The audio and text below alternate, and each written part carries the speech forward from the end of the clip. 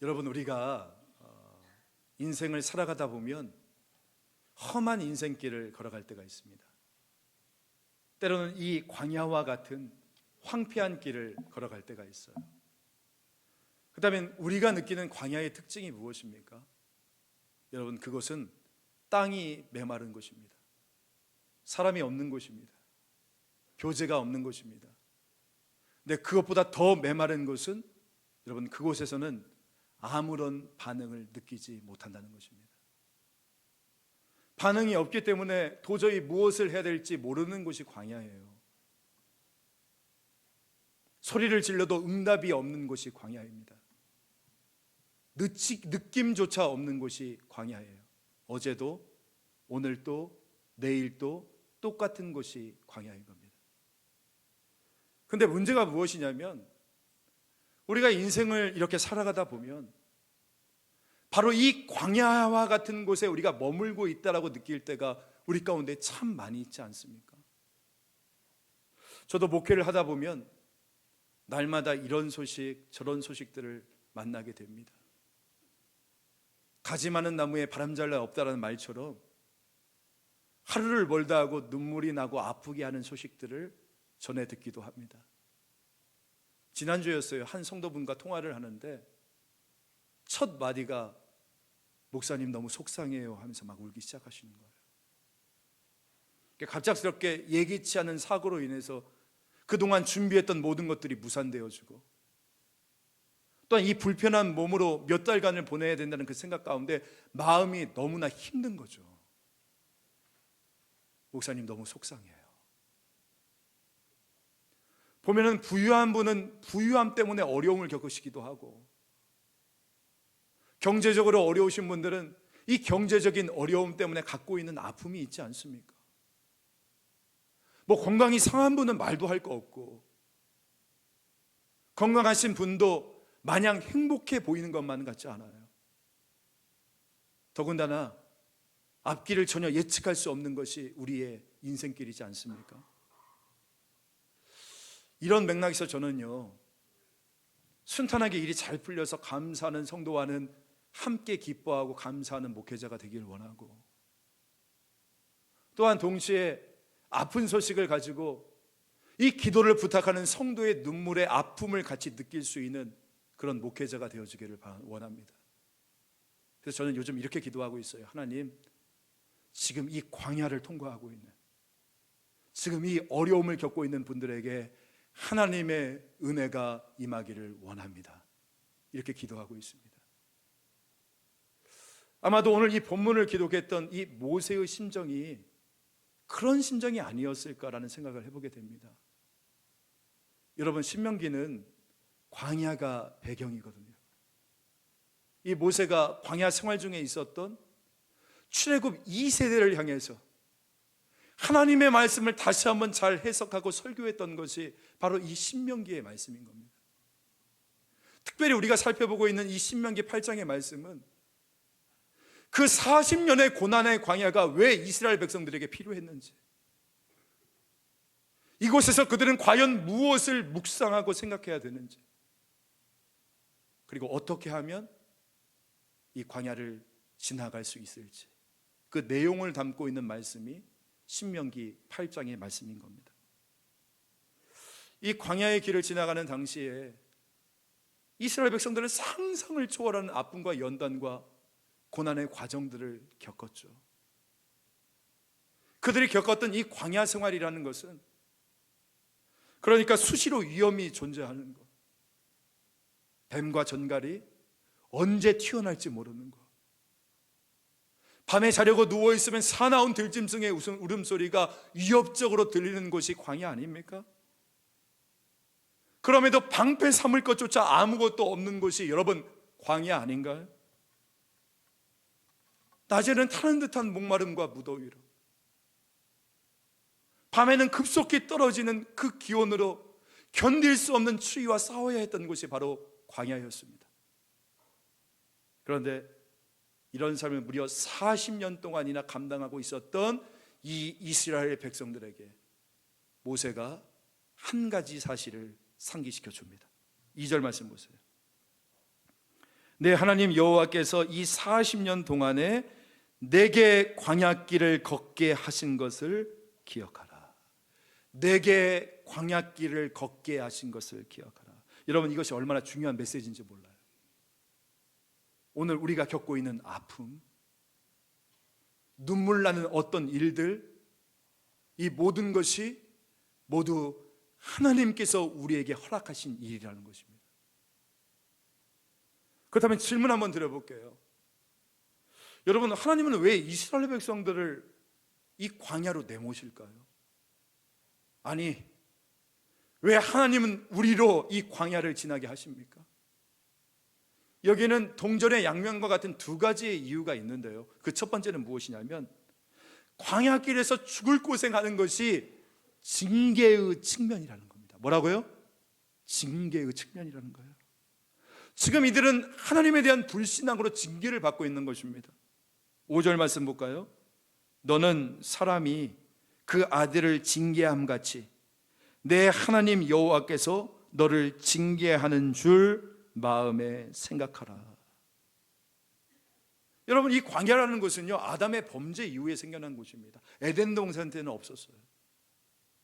로마서 8장의 말씀에서도 이 인간의 범죄함으로 인해 인간뿐만이 아니라 모든 사물이, 모든 것들이 다 고통 가운데 있게 되었다라고 하고 있지 않습니까? 그렇게 오늘 저와 여러분이 지금 그 어떤 어려움을 지나거나 또한 지금 저와 여러분이 광야 가운데 있다고 생각하신다면 그 첫 번째로 우리가 생각할 것이 무엇이냐? 내가 지금 어떤 문제로 하나님으로부터 징계를 받을 수밖에 없는가? 이것을 돌이켜보며 점검해야 된다는 것입니다. 왜 지금 내 자녀가 엇나가지? 혹시 내가 입술로는 하나님의 말씀대로 키웠다라고 이야기하지만 사실은 여러분의 계획과 여러분의 생각대로 결정하고 세상의 방식대로 우리 아이들 가르친 거 아닙니까? 왜 갑자기 경제적인 어려움이 다가오지? 혹시 내가 인간적인 욕심을 쫓아 투자하고 따라가고 있는 거 아니에요, 여러분? 왜 사업이 갑자기 막히지? 혹시 내가 잘 나갔을 때 그 모든 것을 내가 이뤘다는 교만과 의기양양함이 오늘 내 가운데 있었던 거 아닙니까? 왜 내게 질병이 찾아오지? 혹시 여러분 건강했을 때 하나님을 위해서 여러분의 몸과 영혼들을 헌신하지 않았기 때문 아니겠어요? 바로 이런 것들처럼 지금 나를 깨우고 있는 모닝 알람은 과연 무엇인가? 따르릉 여러분 울리고 있는 소리가 있을 거라는 거예요. 지금 무엇이 나를 지금 깨우고 있지? 여러분, 여러분의 귀에 하나님이 깨우시는 그 알람 소리가 들릴 때 우리는 반드시 일어나야 된다는 거예요. 우리의 광야길은 첫 번째 하나님의 징계하심일 수 있다는 겁니다. 그런데 우리에게 한 가지 소망이 있어요. 그게 뭔지 아세요? 여러분, 이 광야는 징계뿐만이 아니라 훈련의 의미도 가지고 있다는 겁니다. 5절에 보세요. 5절에 보면 징계함 같이 해서 이 징계하다는 단어가 원어로는 훈련하다라는 뜻을 가지고 있는 야사르거든요. 그러니까 징계인데 또 훈련이야. 징계인데 훈련이라는 거예요. 이게 무슨 말이냐면 하나님께서 우리를 광야로 내모시는 것은 우리의 범죄함으로 인해서 분노하셔서 너희들 거기서 망해버려, 이게 아니라는 것이죠. 하나님을 향한 불신앙으로 내가 내 신앙을 영유하며 나가겠다라고 내 주먹을 신뢰하고 우리가 나아가면 하나님께서는 그런 우리를 치고 꺾으시고 우리를 광야로 내몰아서 눈물 없이는 거닐 수 없는 이 연단의 과정을 거치게 하실 것입니다. 그런데 기억하세요. 하지만 거기서 망하게 하는 것이 아니라 뭐라고 했어요? 야사르, 훈련시키셔서 나로 말미암아 깨닫게 하셔서 우리로 돌이키려 하려 하심이라. 믿으십니까? 아멘. 여러분, 따라서 지금 하나님께서 여러분에게 주시는 광야의 시련이 비록 우리가 잘못해서 받게 되어진 거라 할지라도 우리를 망하게 하려 하심이 아니라 우리로 더 적합한 하나님의 백성이 되게 하려 하심이라. 할렐루야. 이것을 기억하기를 간절히 소망합니다. 우리 같이 3절 말씀 한번 읽어볼까요? 3절 시작. 너를 낮추시며 너를 줄이게 하시며 또 너도 알지 못하며 내 조상들도 알지 못하던 만나를 내게 먹이신 것은 사람이 떡으로만 사는 것이 아니요 여호와의 입에서 나오는 모든 말씀으로 사는 줄을 내가 알게 하려 하심이니라. 자, 여기 한번 화면 그대로 더 보세요. 너를 낮추시며 너를 줄이게 하시며 또 너도 알지 못하며 내 조상들도 알지 못하던 만나를 내게 먹이신 것인, 이게 하신 후에 지금 뭐라고 말하죠? 그 다음 한번 보세요. 사람이 떡으로만 사는 것이 아니요 여호와의 입에서 나오는 모든 말씀으로 사는 줄을 네가 알게 하려 하심이라. 그러니까 지금 이 모든 징계와 훈련의 목적이 뭐라는 것입니까? 오늘 저와 여러분이 사는 것이 오직 하나님의 말씀임을 알게 하시기 위해서. 그래서 이 목적을 위해 오늘 저와 여러분을 낮추시고 줄이게 하시고 만나를 먹여주셨다는 거 아니겠습니까? 사랑하는 성도 여러분, 우리가 이 인생길을 살아가면서도 피할 수 없는 게 인생의 고난이고 연단이고 광야라면, 이 많은 고난을 겪으면서도 주님이 가르쳐 주시는 이 교훈을 우리가 깨닫지 못한 채 고생은 고생대로 하고 이 교훈을 얻지 못하는 이런 어리석은 인생을 살지 않기를 간절히 소망합니다. 그거 아세요? 저와 여러분을 향한 이 하나님의 깊은 뜻을 깨닫고 발견하는 그 순간, 여러분, 우리는 이 광야가 더 이상 고통의 장소만이 아닌 겁니다. 여기서 우리는 감사하며 나갈 수가 있는 것이에요. 저는 사실 이 사실을 몰랐기 때문에 제가 그 젊었던 시절에 제가 당해야 했던 고난을 쉽게 수용하지 못했습니다. 솔직하게 하나님을 원망했던 적들이 참 많이 있었어요. 앞서 제가 말씀드렸던 대로 목사님 너무 속상해요 라고 말했던 그 성도처럼, 하나님 왜 이 길을 막으십니까? 하나님 왜 저를 답답하게 하십니까? 이 타이밍 가운데 하나님 과연 어디 계십니까? 너무나 제 삶이 혼란스러웠어요. 그래서 하나님에 대한 그 분노로 가득 차서 하나님을 떠나려고 했습니다. 실제로 제가 몇 년간 하나님을 떠난 적이 있어요. 그런데 지금 와서 돌아보니까 그 상황이 얼마나 부끄러운지 몰라요. 하나님께서 나를 얼마나 큰 은혜로 기다려 주셨는지 상상할 수 없는 하나님의 은혜죠. 은혜인 것입니다. 여러분, 혹시 지금 자녀 때문에 인생의 고난 가운데 계십니까? 갑작스럽게 찾아온 질병 때문에 여러분 광야의 한 복판 가운데 서 계세요? 관계의 문제, 경제적인 어려움, 신앙의 갈등, 그 문제들로 지금 이 광야를 통과하고 계십니까? 그런데 여러분 기억하십시오. 지금 여러분은 지극히 정상적인 코스에 접어든 겁니다. 저는 단언합니다. 하나님께서는 하나님의 사람을 반드시 광야를 통과하게 하신다라고. 왠 줄 아세요? 왜냐하면 이 광야의 과정이야말로 우리 하나님의 사람들이 반드시 거쳐야 되는 필수 과정이기 때문에. 여러분, 예수님도 한번 보십시오. 예수님께서도 공생애를 시작하시기 전에 첫 번째 관문으로 세례를 받으시고 바로 광야에 나가셔서 마귀의 시험을 받지 않으셨습니까? 그런데 그 과정을 담고 있는 마가복음 1장 12절 말씀을 보니까 이렇게 나와요. 성령이 곧 예수를 광야로 몰아내신지라. 누가요? 성령이에요. 성령이 예수를 몰아내셨다. 정말 어떻게 보면 너무나 격한 표현 아닙니까? 몰아내셨다. 그러니까 예수님께서 이 공생애를 시작하시기 전에, 하나님의 아들로서 사역을 시작하시기 전에 반드시 거쳐야 되는 코스가 있었는데 그 코스가 뭐라는 겁니까? 광야였다는 거예요.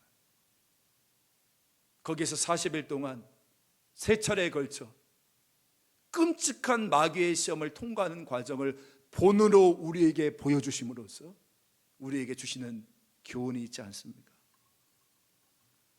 제가 몇 차례 말씀을 드렸지만 저의 미국에서의 6년간의 유학 생활은 결코 평탄치 않았습니다. 돌이켜보면 그랬어요. 문화적으로도 언어적으로도 그리고 경제적으로도. 제가 새벽 매일 4시부터 8시까지 아침까지 이제 학교 건물 청소를 했거든요. 한 3시 반 정도 일어나서 이제 나가요. 그러면 학생들이 등교하기 전에 제가 이제 한 건물을 담당해서 청소를 하는 겁니다. 하필 제가 맡았던 데가 바이올로지관이었어요. 막 청소하다 보면 새벽에 막 시체가 있고 막 해부했던 것들이 있고, 그렇게 청소를 하고 새벽을 보낸 다음에 바로 수업에 들어가야만 했습니다. 여러분, 그래서 제가 전에 교회에 있었던 케벤이나 이 마이클의 마음을 조금은 제가 이해를 해요. 그렇게 새벽 내내 일하고 이 수업에 들어가면 오전 내내 졸았죠. 근데 그 순간이, 제가 그 나이 35살이었는데 그 30대 중반에 이 다른 나라에서 이 화장실 청소하고 있는 제 모습을 볼 때 솔직하게 말해서 제가 저의 모든 자존심과 자아가 다 짓밟히는 그런 순간이었습니다. 또한 갈라지고 깨어지는 이민교회에서의 담임 목회 사역, 이게 말로 표현할 수가 없어요. 교회가 여러 차례 깨지면 성도들의 마음속에 상처가 있어요. 건들면 가시로웁니다. 그 성도들로부터 받았던 수많은 말의 상처들, 사역의 무거움들, 그 당시엔 너무나 힘들더라고요. 겪을 때는 이 모든 것이 너무나 힘들고 또한 부끄러운 모습이기도 했는데, 근데 지금 와서 제가 그 모든 것을 돌아보니까, 만약에 제가 그 과정을 거치지 않았고 평탄하게 제가 그냥 담임 목사가 되었다면 얼마나 미숙한 지도자가 되었을까. 물론 지금도 배우고 있지만 그런 생각들이 드는 겁니다. 여러분도 마찬가지 아니에요? 과거의 나의 모든 인생길들을 돌아보면 너무나 어렵고 힘들었던 순간들이 있었지만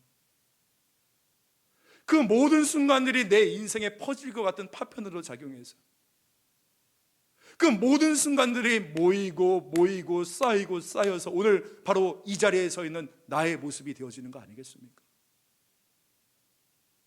오늘 저는 그 말씀을 묵상하는데 갑자기 이 찬양이 떠오르더라고요.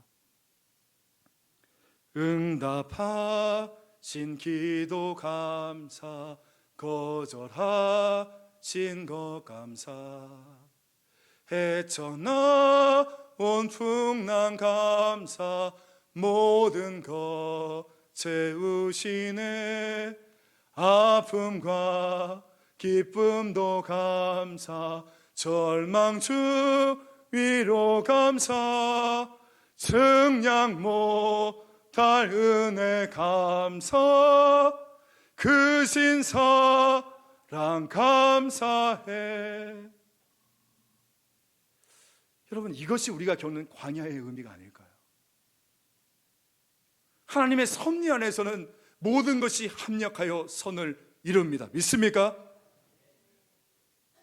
광야의 길을 걷는 가운데 무너졌던 하나님과의 관계가 회복되어지기도 하고, 이 광야의 길을 걷는 가운데 정말 하나님께서 내가 얻기를 원하는 그 교훈들을 얻는 거 아니에요? 아까도 2부 예배 후에 한 성도분이 목양실에 찾아오셔서 그 얘기하는 거예요. 목사님, 저는 이 광야라는 단어만 들으면 눈물이 나요. 한 번도 평탄하게 제가 어려움 없이 인생을 살았는데 2년 전에 겪었던 그 광야 같은 시련, 그때 더욱더 하나님을 알게 하셨고 그 하나님을 바라볼 수밖에 없게 만드셨습니다 라고 이야기하시면서 눈물을 지으시는 거예요. 새해 초에 암투병하는 성도분과 대화를 하면서 그분이 이런 이야기를 하시더라고요.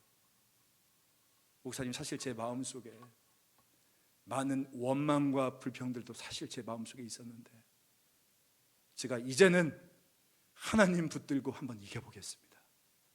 그 이야기를 하시는 거예요. 여러분, 우리가 형통하고 일이 잘 풀리고 사업이 승승장구하고 건강할 때에만 우리가 감사하는 것이 아니라 내 인생길에 간혹 찾아오는 광야의 길 있지 않습니까? 고통의 길, 눈물 없이는 회상할 수 없는 아픔 속에서도 하나님의 섭리하심을 믿고 나가야만 되는 것입니다. 할렐루야. 그렇다면 광야의 레슨,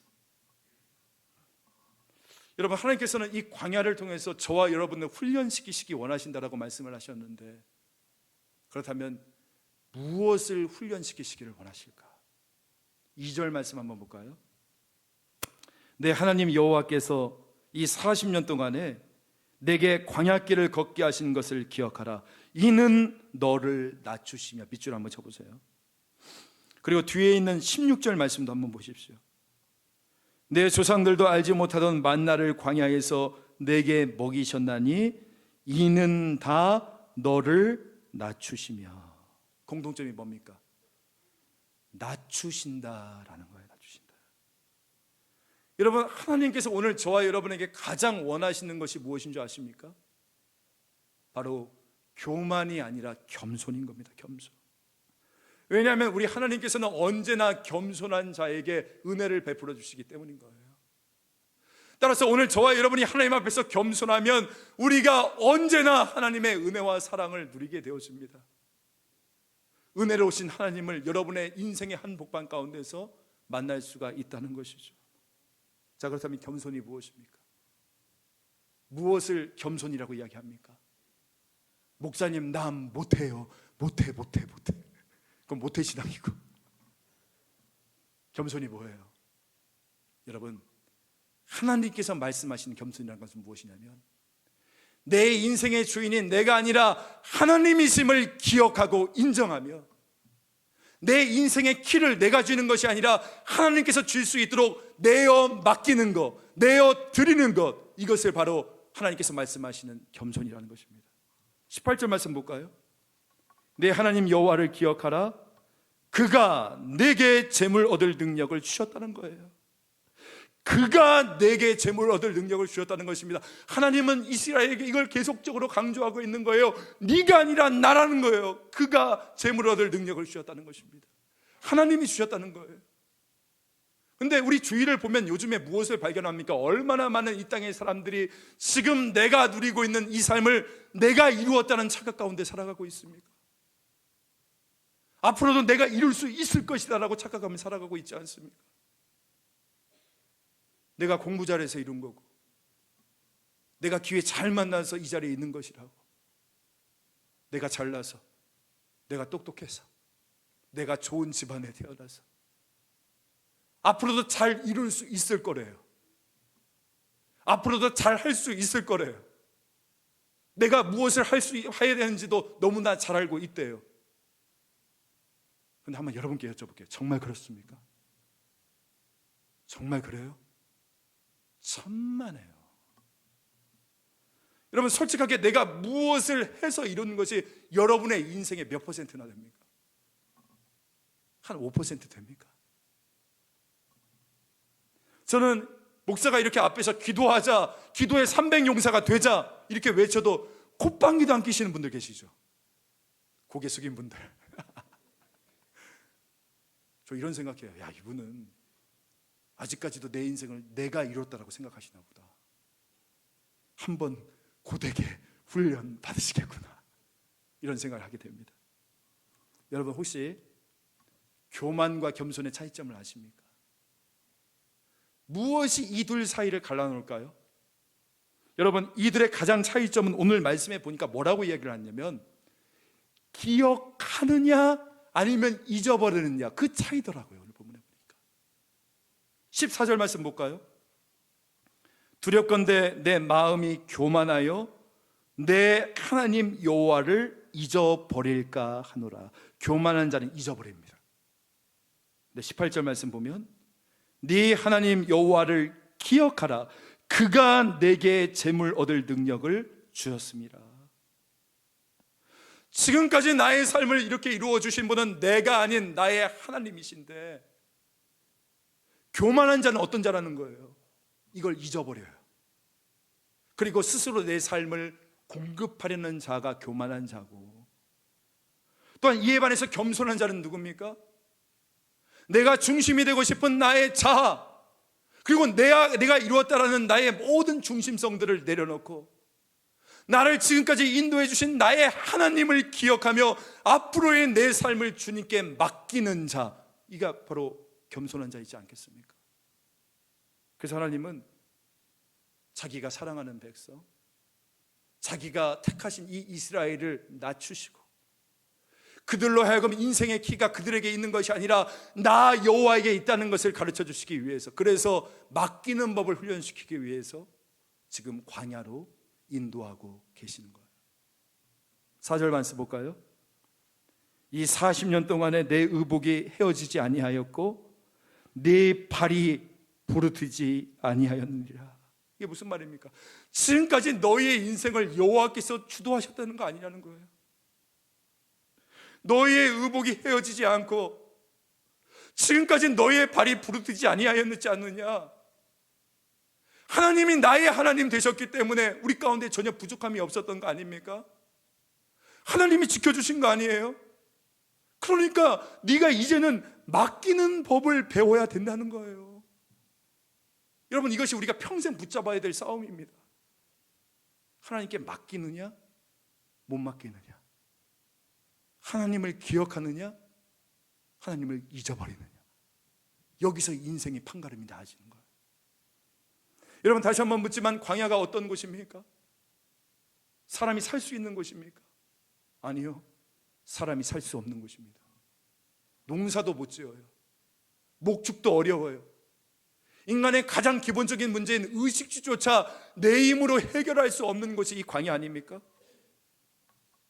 그렇게 이스라엘 백성들은 이 광야의 40년 동안에 보세요, 농사도 지을 수 없고 목축도 할 수 없기 때문에 뭐 할 수 있었겠어요? 아무것도 못해. 뭐 할 수 있겠어요? 그저 하늘 바라보면서 하나님만을 구하는, 하나님을 의지하는 법을 배울 수밖에 없는 것입니다. 매일 떨어지는 만나를 바라보면서. 바로 이처럼 왜 이스라엘 백성들에게 광야를 허락해 주셨느냐? 하나님을 바라보게 하시기 위해서. 내 인생의 모든 대답이 나에게 있는 것이 아니라 오직 하나님께 있다는 이 삶의 원칙을 우리로 알게 하시기 위해서 이스라엘의 훈련 장소로 젖과 꿀이 흐르는 가나안 땅이 아니라 이 광야를 선택하셨다는 것입니다. 여러분, 이 사실을 우리가 깨닫게 될 때 우리 안에서 어떤 반응이 나옵니까? 저는 그래요. 이 메마른 광야에서도, 이 절망의 광야에서도 우리가 감사할 수 있는 거 아니겠어요?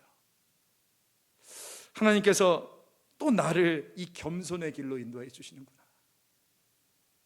하나님께서 이 광야를 통해 나를 낮추시고 하나님을 의지할 수 있도록 하셔서 나를 크게 축복 베풀어 주시기를 원하시는구나. 이것을 깨닫는 거 아니겠습니까? 제가 2014년 10월 20일에 한국에 귀국을 했는데 그때 제가 한국교회 15곳에 이력서를 냈습니다. 제가 유학을 갔다 왔으니까 학위도 있고 또 30대 때 이미 담임 목회를 경험했기 때문에 저는 솔직히 말해서 제가 골라서 갈 줄 알았어요. 정말요. 근데 면접 오라는 곳이 한 곳도 없는 거예요. 한 곳도 없는 거예요. 그러니까 나중에 들어보니까 이제 부목사가 이제 학위 있고 또 담임 목회했다는 것이 그리 달가운 것은 아니더라고요. 그때 제가 깨달았어요. 그 순간 내 인생의 공급자는 내가 아니라 하나님이시고 그 하나님 앞에 엎드리는 것밖에 내 인생의 답은 없구나. 그래서 그때 사역지 놓고 얼마나 주님 앞에 기도하며 나가는지 몰라요. 하나님 은혜 베풀어 주시옵소서. 저는 아무것도 아닙니다. 하나님의 은혜를 베풀어 주시옵소서. I am nothing. 나는 아무것도 아닙니다. 그러나 God is everything. 하나님은 모든 것 되십니다. 혹시 여러분 지금 중요한 어떤 결정의 순간 가운데 계신 우리 성도분들 계십니까? 아주 중요한 시험을 치르고 계십니까? 그다음에 여러분, 이 광야 가운데서 우리가 구할 것은 오직 하나님의 은혜인 거예요. 하나님, 나에게 은혜를 베풀어 주시옵소서. 따라서 여러분, 이 단절된 광야에서 하나님과 소통하십시오. 지금 고독한 인생길을 걷고 계십니까? 여러분 외로우세요? 그렇다면 지금이 바로 하나님과 소통할 때입니다. 여러분, 하나님은 지금 저와 여러분을 기다리고 있어요. 나랑 대화하자. 나와 대화하자. 여러분, 광야로 들어가면 우리는 비로소 눈을 땅에서 들어서 하늘을 바라보게 되어집니다. 스마트폰을 끄고 기도하기 시작해야 되는 거예요. 저도 이 가슴이 터질 듯이 외로운데 옆에 아무도 없었던 그 시절, 제가 할 수 있는 것은 그냥 기도실에 가서 하나님 앞에 그냥 우는 것뿐이었어요. 하나님이 왜 나를 이 깊은 어두움 속에 홀로 두시는지, 이 어두운 밤은 왜 그리 길었는지, 앞이 막히고 옆이 막히고 뒤도 막히니까 제가 할 수 있는 것이라고는 고개 들어 하나님 바라보는 것밖에 없더라고요.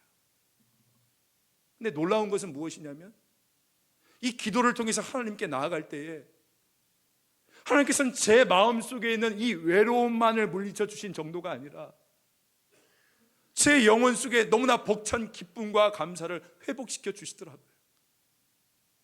아이러니하게도 돌아보니까 제 인생의 모든 것이 다 단절된 그 순간이 바로 하나님과의 관계가 열렸던 순간이었어요. 주님만이 내 도움이 되시고, 주님만이 내 빛이 되시는, 주님만이 내 친구가 되시는 광야, 주님 손 놓고는 단 하루도 살 수 없는 곳 광야, 그 광야에 서 있는데 이 고백이 터져 나오더라고요. 저도 나름 4대의 믿음 가문에서 태어났지만 저는 사실 한 번도 이 영적인 교통이라는 것이 무엇인지, 하나님과 교제한다는 것이 모르고 살았던 제가 정말 하나님을 인격적으로 만났던 그 시점은 언제냐면 가장 고독한 광야의 길을 걸었을 때였어요. 그러니까 광야가 은혜죠. 주 안에서 사랑하는 성도 여러분, 단절된 광야에서 주님과 소통하십시오. 이 막힌 현실 가운데서 여러분 주님 바라보셔야 돼요. 의지하셔야 돼요. 나가시기를 바랍니다. 지금 어떤 고통 가운데 계십니까? 하나님의 얼굴을 구하십시오. 그때 반드시 하나님께서 오늘 여러분의 삶을 회복시켜 주실 줄 믿습니다. 그럼 마지막으로 어떤 회복을 주십니까? 우리 7절 말씀 같이 한번 읽어볼까요? 시작. 내 하나님 여호와께서 너를 아름다운 땅에 이르게 하시나니 그것은 골짜기든지 산지든지 시내와 분천과 샘이 흐르고. 여러분 보세요. 내 하나님 여호와께서 너를 어디에 이르게 하신다라고요? 아름다운 땅에 이르게 하신다는 거예요. 여러분, 광야가 끝이 아니에요. 광야는 과정이에요. 광야는 통과하는 곳이에요. 우리가 갈 곳은 어디입니까? 이 광야에서 잘 사는 것이 아니라 이 광야를 통과하여 하나님께서 우리에게 약속해 주신 젖과 꿀이 흐르는 약속의 땅으로 나아가는 것입니다. 우리도 마찬가지예요. 저는 LA에서 화장실 청소하고 있었을 때, 그리고 이민교회에서 철저한 사역의 실패를 맛보고 이민 가방 3개 들고 사역지도 정해지지 않은 채 귀국행 비행기를 탔을 때, 저는 지금 이렇게 이 고귀한 사역을 저에게 하나님께서 맡겨주실 줄 꿈에도 상상하지도 못했습니다. 제 마음속에 원망과 불평들이 있었어요. 그런데 돌아보니까 이 광야는 저에게 있어서 과정이었고 하나님께서 저를 보내시는 목적지가 따로 있더라고요. 여러분 잊지 마십시오. 목적지가 따로 있습니다. 여러분에게 목적지가 따로 있다는 거, 이 광야가 끝이 아닙니다. 이곳이 여러분의 인생의 마지막이 아니에요. 반드시 하나님이 저와 여러분을 약속의 땅으로 인도해 주실 것입니다. 그래서 마지막으로 부탁드릴게요. 여러분, 이 고난의 광야를 지나실 때에 영안을 열고 꿈을 꾸게 하시는 그 하나님의 은혜로 미리 회복의 꿈을 꿀 수 있기를 간절히 소망합니다. 그 꿈을 꾸며 감사로 이 광야를 돌파하며 나갑시다. 하나님, 저 이대로 망하지 않죠. 저 이대로 무너지지 않죠. 하나님 다시금 이렇게 세워주실 것이죠. 저에게 약속하신 땅으로 저의 삶을 인도하여 주실 것이죠. 내 인생에 대해서 이런 기대감을 갖는 것, 여러분 이것이 이 광야를 통과하는 우리에게 주시는 하나님의 큰 복이지 않겠습니까? 이런 기대감을 가지시고 쓰레기통에서 장미꽃을 피우듯이 감사로 이 광야를 통과하며 나갈 수 있는, 저를 한번 따라해 볼까요? 감사로 돌파하라. 감사로 돌파하라. 이것이 이 광야길을 걷는 오늘 저와 여러분의 비전과 소망이 되어질 수 있기를 주 예수의 이름으로 간절히 소망합니다. 하나님 아버지 감사합니다. 우리에게 주시는 오늘 이 말씀을 통해서 때로는 우리가 내가 원치 않는 광야의 길을 걸을 때가 있지만 이 광야 속에서도 주님만이 내 도움이 되시고 주님만이 내 빛이 되시고 주님만이 내 친구가 되시는 그 광야, 주님 손 놓고는 단 하루도 살 수 없는 그 광야, 그 광야에서 주님 바라보며 나갈 수 있는 우리의 인생 되게 하여 주시옵소서. 광야에서 주님과 소통하게 하시고 주님 의지하게 하시고 내 인생의 공급자는 오직 하나님이심을 알게 하여 주시어서 나를 위하여 예비하신 약속의 땅을 바라보며 이 광야의 길을 주님을 따라 걸을 수 있는 저희들 될 수 있도록 은혜 위에 은혜를 더하여 주시옵소서. 감사드리며 구주 예수 그리스도의 이름으로 기도합니다. 아멘.